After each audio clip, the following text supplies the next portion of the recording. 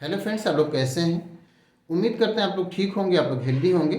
फिर से क्वेश्चन किया गया है कि स्टोमेटा और गार्ड सेल, इन दोनों में डिफरेंस क्या होता है। तो जब भी आप कभी स्टोमेटा का स्ट्रक्चर देखते हैं तो उसमें गार्ड सेल ज़रूर देखते हैं। उसमें गार्ड सेल होता है और गार्ड सेल के बाहर जो होता है वो सब्सिडरी सेल्स होता है।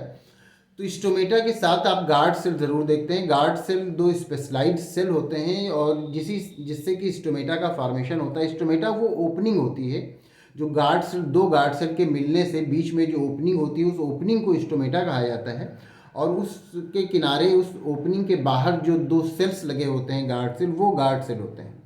और गार्ड सेल के बाहर जो सेल होते हैं वो सब्सिडरी सेल्स होते हैं। गार्ड सेल से ही स्टोमेटा ओपन होते हैं और गार्ड सेल से ही स्टोमेटा क्लोज होते हैं। उसके बाद जो सब्सिडरी सेल्स होते हैं, सब्सिडरी सेल्स जो होते हैं वो एक तरह से बफर स्टेट का काम करते हैं ओपनिंग और क्लोजिंग में, कि बाकी जो एपिडर्मल सेल है उस पर उसका खिंचाव न पड़े, और वो खिंचाव जो होता है वो सब्सिडरी सेल्स ही बर्दाश्त कर लेते हैं।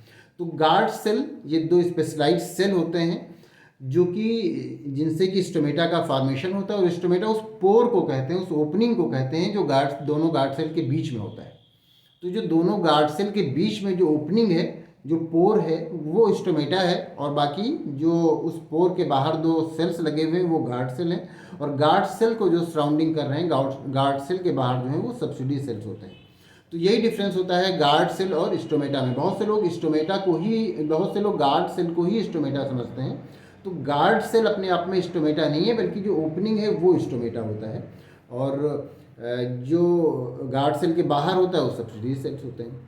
तो उम्मीद करते हैं आपको आपके क्वेश्चन का आंसर मिल गया होगा। अगर इसमें किसी तरह का कोई कन्फ्यूज़न है, कोई और क्वेश्चन है तो आप पूछ सकते हैं।